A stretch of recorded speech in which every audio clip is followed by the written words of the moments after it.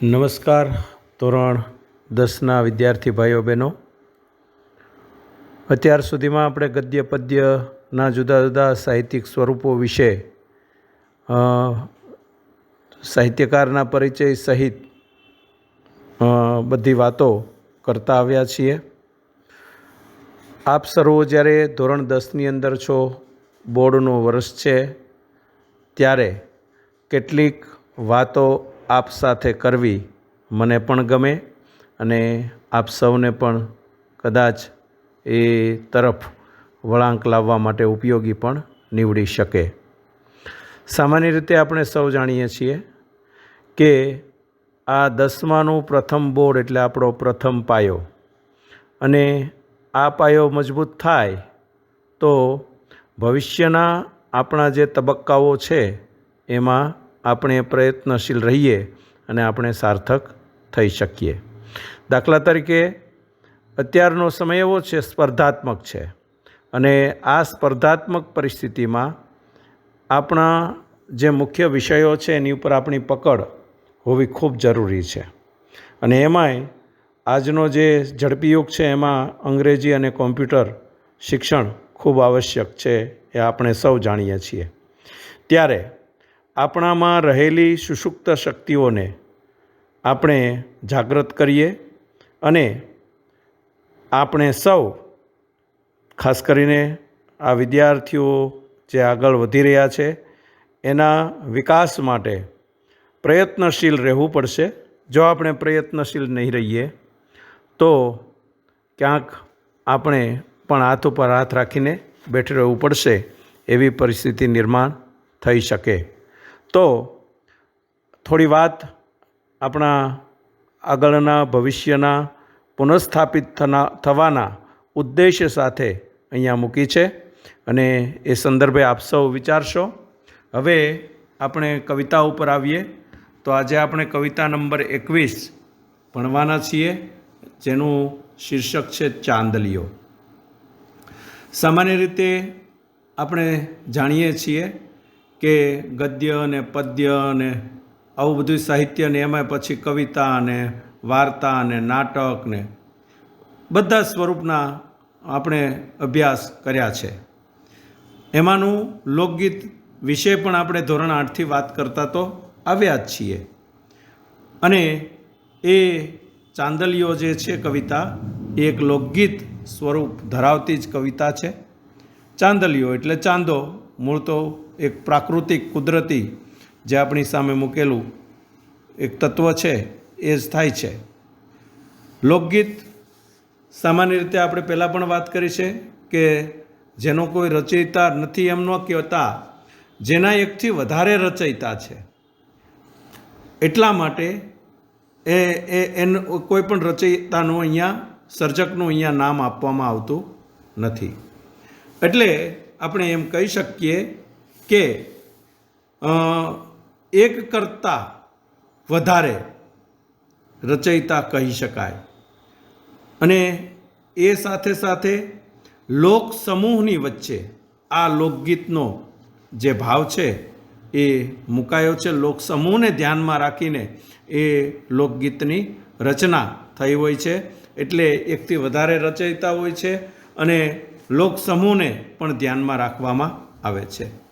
માત્ર એક વ્યક્તિથી નહીં, પરંતુ આપણે એમ કહી શકીએ કે અનેકોની ઉત્સાહભરી જે કાંઈ સર્જકતા છે એ સર્જકતાથી રચાયેલું ગીત જે કંઠ્યોપકંઠ્ય અને સાથે સાથે કર્ણોપકર્ણ રીતે કોઈ એક પ્રસંગ અથવા તો ઘટના આધારિત આનંદ, ઉત્સાહ, ઉમંગ કે વંદનાની સર્જનાત્મક અભિવ્યક્તિ એટલે લોકગીત છે એમ કહી શકાય. સામાન્ય રીતે આપણે સૌ જાણીએ છીએ કે ઝવેરચંદ મેઘાણી સંપાદિત, ખાસ કરીને સંપાદિત કહું છું, સર્જકતાની દૃષ્ટિએ નહીં, પણ એમણે સંપાદન કર્યું છે. જુદા જુદા વિસ્તારોમાં જુદા જુદા સમાજના જે વિભાગો છે એમાં જઈને એમણે એકત્રિત કરેલા, ભેગા કરેલા, સંપાદિત કરેલા એવા રઢિયાળી રાત જે સંગ્રહ છે લોકગીતોનો, એ સંગ્રહમાંથી આ લોકગીત લેવામાં આવ્યું છે, ચાંદલીઓ, જે આપણે ભણવાનું છે.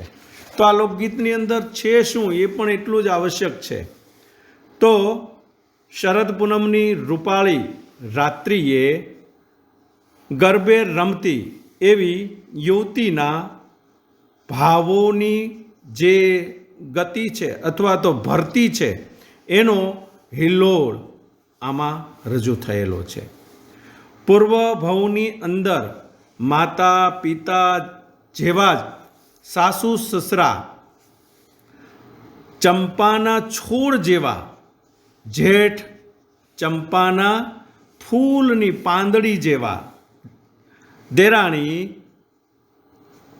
એમ કહી શકીએ કે વાડીની વેલ જેવી નણંદ, વાડીના મોરલા જેવા નંદોઈ પોતાને મળ્યા છે.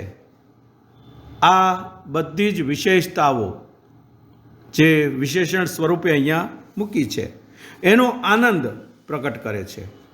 અંતમાં એમ પણ લખ્યું છે કે સગી નણંદનો વીર એવા પતિ મારે, એવા પતિ માટે એ કહે છે કે મારો પરણ્યો તાણીને બાંધેલી નવરંગ પાઘડી પહેરનારો છે. અને એની અંદર પતિના સૌંદર્ય અને મિજાજનો પરિચય થાય છે. આ સર્વ સુખને કારણે યુવતી અનુભવે છે કે ચાંદો પોતાના ચોકમાં ઉગ્યો છે. આ લોકગીતની અંદર કુટુંબ જીવનના સંબંધોનું મધુર ચિત્ર આલેખવામાં આવ્યું છે, જે કવિતા જ આપણને સૂચવી જાય છે.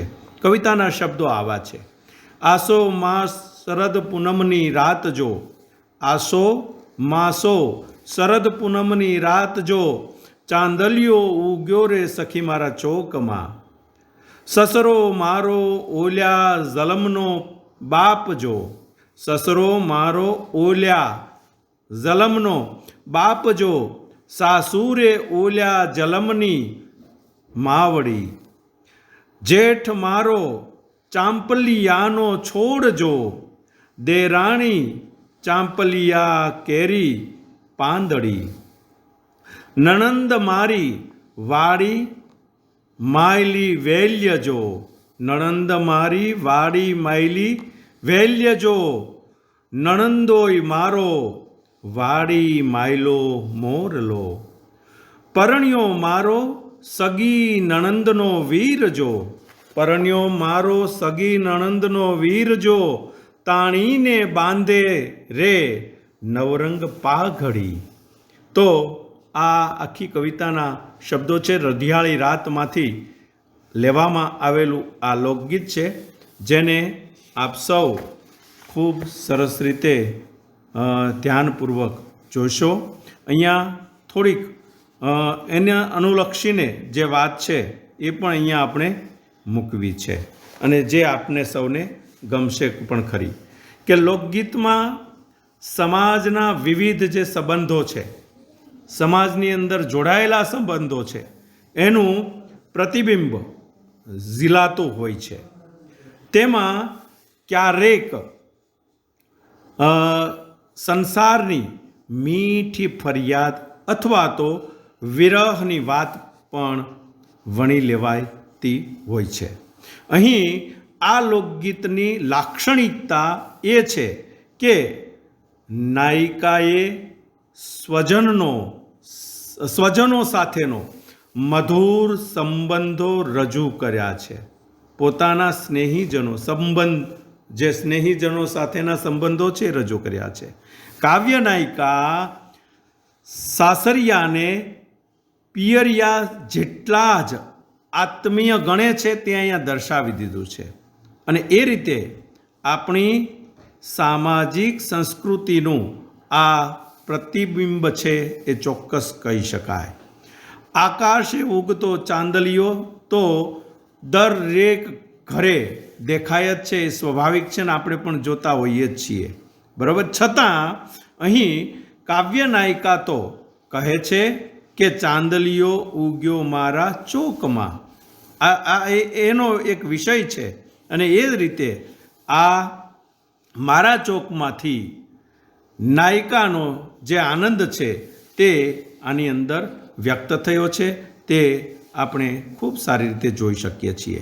કવિએ માંસ માટે વાપરેલ માસો જે શબ્દ છે એ પણ ખૂબ જ ધ્યાનમાં રાખવા જેવો છે. આસો માસો જે આગળ આવે છે તે પ્રમાણે તે શબ્દ આસો સાથે પ્રાસ રૂપે આવ્યો છે. વળી સાથે સાથે વિશિષ્ટ પ્રયોગ પણ એ બન્યો છે. આવા પ્રયોગો કાવ્યમાં સહજ રીતે થતા હોય છે એ હકીકત છે. થોડીક એની સાથે જોઈએ તો લોકો દ્વારા લખાયેલું, લોકો વડે ગવાતું અને સાથે સાથે લોકો માટે રચાયેલું ગીત એટલે લોકગીત એવી એક સરળ સમજૂતી કે વ્યાખ્યા અહીંયા કહી શકીએ. લોકગીતમાં તત્કાલીન સમાજનું પ્રતિબિંબ જે છે તે જોવા મળતું હોય છે. તેની અંદર લોકોના સુખ દુઃખ સાથે લોક સંસ્કૃતિ પ્રગટ થતી પણ હોય છે અને એ રીતે લોકકંઠે ગવાતું અને સાથે સાથે ઝીલાતું હોવાથી કાળક્રમે તેની અંદર શાબ્દિક એટલે કે શબ્દની દૃષ્ટિએ ફેરફાર પણ જોવા મળતા હોય છે અને તે વિશે આપણે પાછળ પણ વાત કરી શક્યા છીએ. વર્ષો સુધી પિતાને ત્યાં પોતાની મરજી મુજબ ઈચ્છા મુજબ જીવીને સાસરે જનાર જે સ્ત્રી છે, કન્યા છે, એ કન્યાને સાસુ સસરા જેઠ જેઠાણી નણંદ નણદોય બધા જ આત્મીય બની જાય છે અને એ ઉત્તમ જે પરિસ્થિતિ છે એ પરિસ્થિતિ કહેવાય. તે આ લોકગીતને આધારે આપણે સૌ સમજી શકીએ છીએ, જાણી શકીએ છીએ.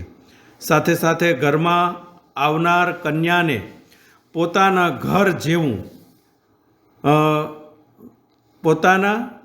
જેવું જ વાતાવરણ આપવા શું કરી શકાય તે માટે પણ એ સાથેની વાત એની સાથે મુકાયેલી છે અને આપણે એ બાબતથી પણ સૌ સારી રીતે પરિચિત છીએ કે કન્યા કોઈ પણ દીકરી છે જન્મેલી, એના બે ઘર હોય છે. એક ઘર એનું પિયર અને બીજું ઘર એનું સાસરું.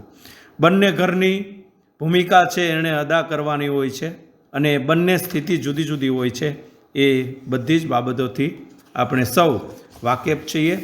એ પણ આપણે પાછળ આવા જ અનુસંધાનના કવિતાઓ કાવ્યો મળ્યા છે ત્યારે વાત એની કરેલી છે.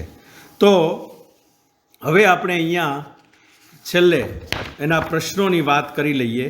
તો આ લોકગીત છે તે ઝવેરચંદ મેઘાણીના કયા ગ્રંથમાંથી જે એમણે એકત્રિત કરેલા કાવ્યો છે એ ગ્રંથનું નામ શું છે એ તમારે દર્શાવવાનું છે. પછી બીજો પ્રશ્ન એવો છે કે નાયિકા કોની સાથે કેવું વર્તન અનુભવે છે? નાયિકા કોની સાથે કેવું વર્તન અનુભવે છે? પછીનો આગળ પ્રશ્ન છે કે કાવ્ય નાયિકાએ જેઠ અને જેઠાણી માટે ચંપાનો છોડ અને ચંપાની ખાલી જગ્યા શા માટે વાપરી એ દર્શાવવાનું છે. પછી આગળનો પ્રશ્ન છે સગી નણંદના વીર સાથે કાવ્ય નાયિકાનો સગી નણંદના વીર સાથે કાવ્ય નાયિકાનો કયો સંબંધ છે? તો આટલા પ્રશ્નોના આપ આ કવિતાને જાણી માણીને જવાબ આપશો અહીંયા અટકીએ છીએ. Thank you. આપ સૌનો આભાર.